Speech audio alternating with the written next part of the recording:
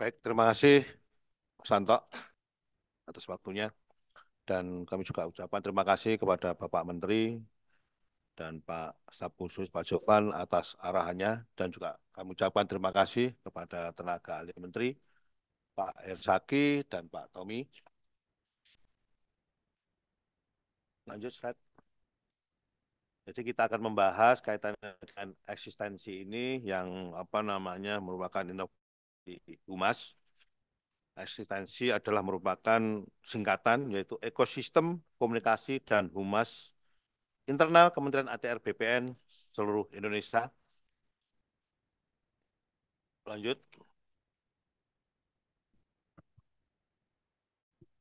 Suara saya bisa didengar Pak Kanwil, Pak Kepala Kantor.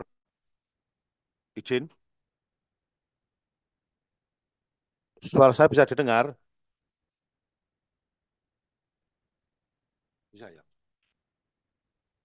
Baik, Bapak Ibu sekalian, eh, peran kunci komunikasi dan humas pemerintah seperti yang disampaikan oleh Pak Menteri tadi bahwa kehumasan merupakan memegang peran penting kaitan dengan baik itu menjaga informasi dan lain sebagainya. Jadi satu membangun kepercayaan dan dukungan dari publik.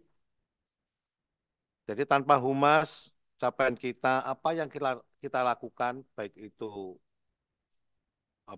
layanan kita dan sebagainya, informasi tidak akan menyampai. Oleh karena itu, humas merupakan peran yang sangat penting kaitannya dengan Kementerian ATR BPN ini. Apa yang sudah kita lakukan dan apa yang harus kita sampaikan, humas merupakan kunci semua informasi agar supaya nyampe ke masyarakat. Kemudian apa program kita yang dapat mereka manfaatkan untuk masyarakat itu. Kemudian humaslah yang dapat mengemas dan menunjukkan betapa negara ini hadir di tengah masyarakat. Untuk itu komunikasi dan kehumasan ini harus kita rencanakan dan dikoordinasikan oleh seluruh jajaran kementerian hingga ke tingkat kantah. Kemudian juga agar informasi mengenai capaian kementerian ini dapat terglorifikasi kepada masyarakat. Kenapa harus direncanakan dan dikoordinasikan dengan baik supaya konsisten mulai dari kementerian, kantor wilayah sampai kantor pertanahan, efisiensi sumber daya yang kita punya. Kemudian apabila ada sentimen yang negatif agar supaya direspon dengan cepat dan tepat sasaran. Dan pada akhirnya akan meningkatkan kepercayaan publik kepada kita Kementerian ATR BPN ini. Nah, perlu diketahui juga siapakah pengelola komunikasi dan kehumasan ini. Yang pertama adalah di level kementerian, ATR BPN yang dilaksanakan oleh Biro Hubungan Masyarakat. Kemudian yang kedua dilaksanakan di tingkat Kanwil oleh bagian tata usaha, di kantor petana oleh sub bagian tata usaha. Selanjutnya juga dilakukan pengelolaan komunikasi dan komunikasi ini adalah tanggung jawab kita semua tanpa terkecuali, termasuk individu juga agar supaya eh, berpartisipasi atau peduli dengan kaitannya dengan menyampaikan informasi-informasi itu. Dalam menyampaikan informasi kepada masyarakat, Kementerian ATR BPN mempunyai aset digital, yaitu kita mempunyai website, kemudian juga mempunyai akun media sosial kita juga cukup besar, kemudian Instagram, Facebook, Twitter, dan YouTube. Selanjutnya juga TikTok mungkin, dan sebagainya. Total pengikut lebih dari saat ini 600.000 orang. Kemudian lanjut. Selain itu, pada Kanwil dan Kantah juga kami himbau untuk memiliki media yang cukup besar, jumlah website yang melaporkan aktif sebanyak 516, kemudian Instagram 516, Facebook 515, Twitter 502, YouTube 497. Ini yang belum TikTok ini ya, contoh ya. Tolong ini TikTok ini juga harus diadakan juga. Jumlah pegawai Kementerian ATR BPN, Kanwil BPN Provinsi, jadi kita punya aset sebetulnya ini 33.217, yaitu 19.887 ASN dan 13.330 non ASN.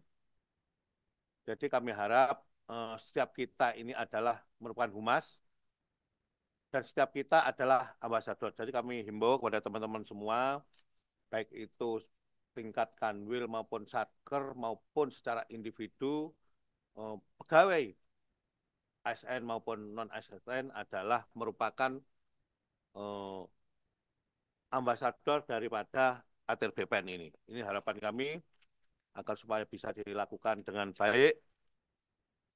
Lanjut. Kemudian optimalisasi ekstensi ini, casting komunikasi dan humas internal Kementerian ATR BPN agar supaya mempercepat jangkauan korupsi capaian Kementerian ATR BPN.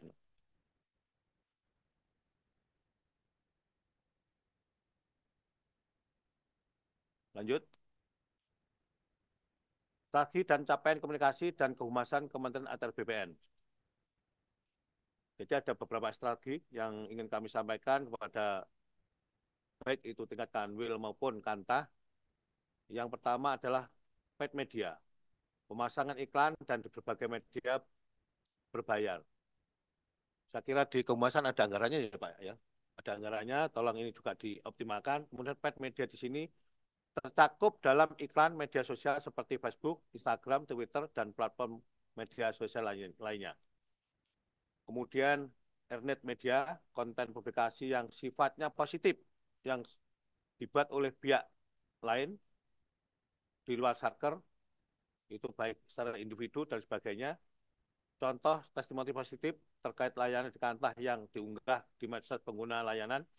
Jadi saya harap di tingkat kantah ini apabila ada layanan inovasi dan lain sebagainya, contoh tadi lantum atau layanan 7 layanan itu agar supaya ada testimoni dari masyarakat agar supaya dipublikasikan. Kemudian share media. Jadi kita punya media bersama dalam rangka mengklarifikasikan informasi. Contoh kemitraan yang dibuat bersama dengan pihak lain, misalkan. Kemudian Opnet Media, salon atau properti komunikasi yang dimiliki dan dikendalikan sepenuhnya oleh satker masing-masing. Jadi contohnya situs resmi, media sosial resmi, Facebook, Twitter, Instagram, YouTube, TikTok, dan lain sebagainya. Lanjut.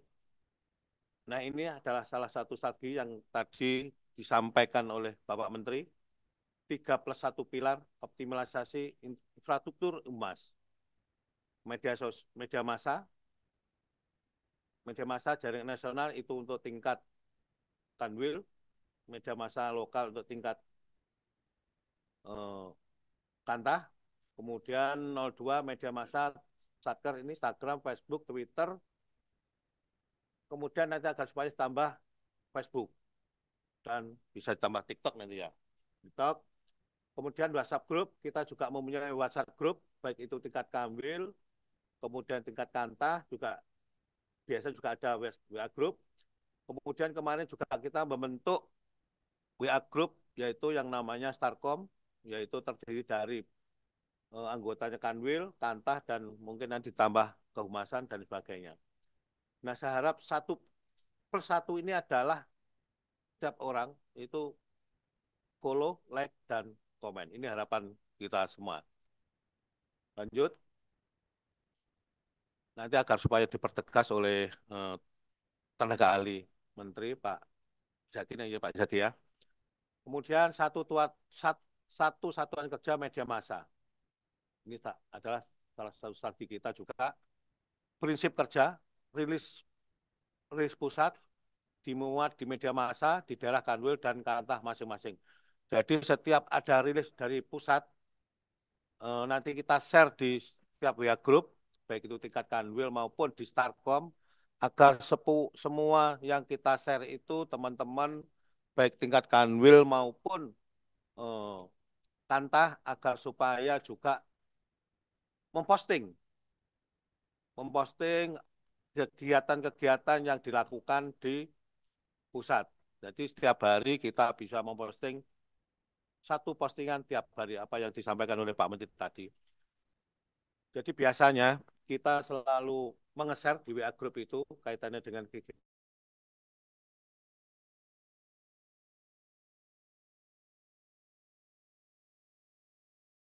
supaya meneruskan postingan itu ke grup-grup yang lain, baik itu grup Kanwil maupun Kanta maupun grup individu. Itu yang harapan kami. Kemudian strategi yang ketiga, satu hari informasi yang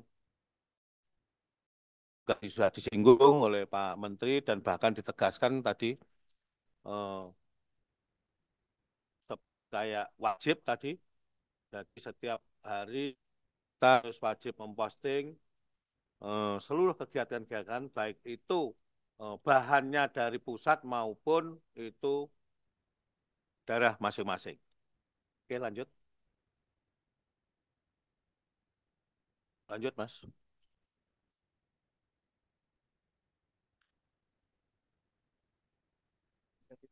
Sinyalnya hilang ya? Kok bisa?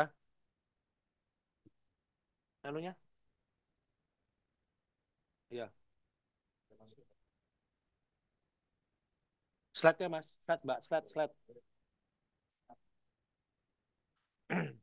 Slide-nya, Mbak. Slide.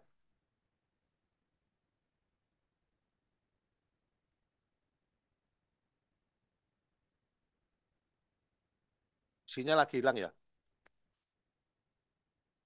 Jadi pokok-pokok tadi secara keseluruhan, secara apa namanya besar tadi sudah disampaikan oleh Pak Menteri maupun staf khusus kaitannya dengan tugas-tugas kita saat ini atau tugas-tugas eksistensi ini agar supaya Bapak Ibu sekalian baik itu tingkat tingkat Kanwil maupun tingkat Kantah agar supaya dilaksanakan dengan sebaik-baiknya dan nanti juga akan dievaluasi oleh Pak Menteri dan kami juga akan melaporkan nanti setiap eh,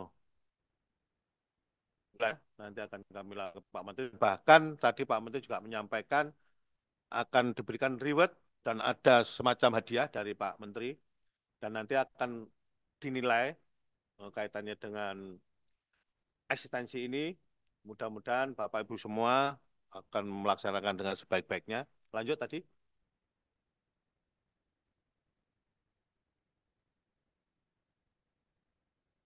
Lanjut, lanjut.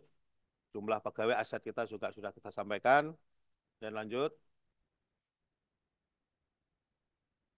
Nah ini satu hari satu informasi. Jadi setiap hari baik itu tingkat kanwil informasi itu baik itu melalui WA Group agar supaya disampaikan nanti informasi itu ke sampai tingkat bawah dibagikan dan sebagainya. Kemudian demikian juga Kantah juga demikian WA Group di Kantah juga disampaikan kepada setiap anggota grup yang lain. Oke, lanjut. Kemudian yang strategi yang plus satu ini adalah ikuti, sukai, dan komen. Jadi kami harap pada seluruh teman-teman semua, Bapak Ibu semua, eh, baik itu secara institusi maupun individu, agar supaya mengikuti eh, kegiatan-kegiatan di ATR BPN ini, baik itu melalui Instagram, Twitter, maupun Facebook, menyukai dan memberikan like atau komentar kepada tentu ini yang positif saya kira kaitannya dengan simbol kementerian ini.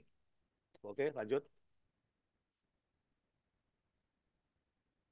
Produk konten ini contohnya dengan engagement tertinggi tahun 2023, kita mencapai untuk pasang patok, kita mencapai 642.000, kemudian konten sertifikat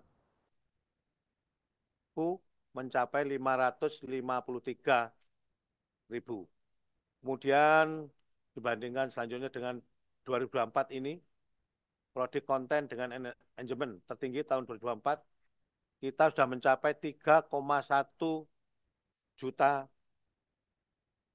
follower. Kemudian untuk pengecekan keliling di kantor kemarin Pak Menteri mencapai 1,8 juta view. Saya kira peningkatan yang sangat luar biasa kaitannya dengan publikasi di kehumasan ini. Oleh karena itu kami ingin sekali pada Bapak Ibu semua untuk mendukung dan mensupport kaitannya dengan kegiatan-kegiatan kehumasan agar supaya informasi-informasi itu bisa mencapai, bisa nyampe di masyarakat. Jangan sampai masyarakat yang mencari informasi tadi yang disampaikan Pak Menteri seperti itu, tapi kita yang menyampaikan informasi itu kepada masyarakat. Oke, lanjut. Kemudian hasil monitoring kita, pemberitaan, yaitu di media televisi, media online, media cetak, maupun media sosial. Kemudian peningkatan pemberitaan pada saat Pak Menteri menjabat, Pak Ahy menjabat jadi Menteri atau dilantik menjadi Menteri ATR BPN, kita mencapai ranking 1 dari seluruh kementerian maupun lembaga yang lain. Alhamdulillah ini sangat luar biasa yang kita capai oleh pemberitaan kita. Kemudian kita selalu menjadi 5 besar peringkat kita di tingkat kementerian maupun kelembagaan. Perbandingan jumlah pemberitaan Kementerian ATR BPN, jadi tahun November 2023, ya Desember 2023, kemudian kita mengalami peningkatan yang sangat luar biasa kaitan pemberitaan ini. Pak Menteri Hadi Cahyanto, kemudian 2024 Pak Ahy mencapai peningkatan yang signifikan, saya kira. Oke, lanjut. Kegiatan Media Center 2024, kita ada doorstop media, kemudian konferensi pers, dan sebagainya. Oke, lanjut. Monep kita, nah ini perlu dilihat kepada teman-teman semua, Monep media sosial satker kita, baik tingkat kanwil maupun kanta, ini penilaian dari kami, peringkat 1 adalah Provinsi Kalimantan Selatan. Aplaus untuk Kalimantan Selatan. Sangat luar biasa, mencapai nilai 3,74, kemudian disusul oleh Provinsi Riau, yaitu 3,65. Aplaus untuk Provinsi Riau, kemudian untuk Provinsi Jawa Tengah dengan nilai 2,94. Aplaus untuk Jawa Tengah, kemudian Provinsi Bengkulu 2,90, kemudian disusul Provinsi Bangka Belitung 2,86.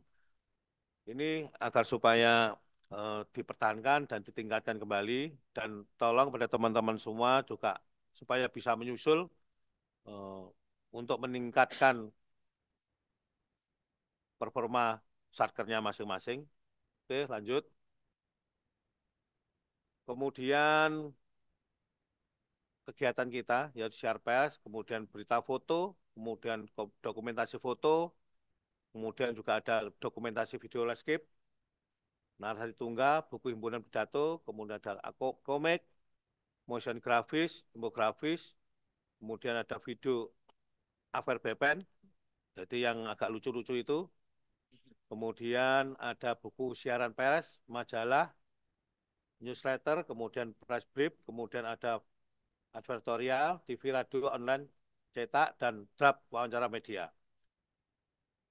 Output kita yaitu pemberitaan dan publikasi itu, saya kira itu. Lanjut. Kemudian capaian produk siaran pers dan berita foto tahun 2023. sampai dengan 2024, kita 2023 itu mencapai 667.000. Dan saat ini 2024, siaran pers kita mencapai 250 yang sekarang masih beberapa bulan. Insya Allah kita nanti akan mencapai 1.000 siaran pers sampai bulan Oktober. Kemudian berita foto sampai Oktober nanti kita bisa mencapai 500 berita foto. Oke, lanjut. Kemudian peningkat produksi konten video untuk infografis periode Desember 2022 sampai 2023 kita juga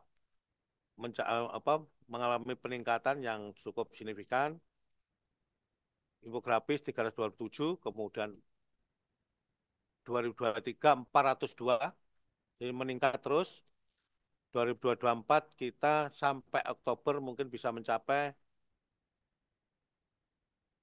1.000 mencapai ya nanti ya infografis 1.000 infografis. Saya kira itu. Lanjut. Kemudian capaian kegiatan informasi publik tahun 2023. Kemarin kita juga mendapatkan apa namanya predikat juga publik informatif di Komisi Informasi Pusat dalam penerapan keterbukaan informasi publik 3 kali berturut-turut 2021 sampai 2023. Kemudian pembangunan website PPID daerah yang terdiri dari 33 kantor wilayah BPN Provinsi dan seluruh kantor pertahanan seluruh Indonesia. Kemudian juga ada peningkatan jumlah kantor wilayah BPN Provinsi dan kantor pertanahan yang mendapatkan predikat Badan Publik Informasi oleh Komisi Informasi Daerah. Ada 3 kantor wilayah BPN, Aceh, Banten, dan Bali. Selamat untuk Aceh, Banten, dan Bali. Kemudian kantor pertahanan Gunung Kidul, Kutai Kertanegara, dan Kota Samarinda juga saya ucapkan selamat. Kemudian pengintegrasian website utama Kementerian Atr BPN dengan PPID, kantor wilayah BPN, provinsi, dan kantor pertanahan. Oke, lanjut.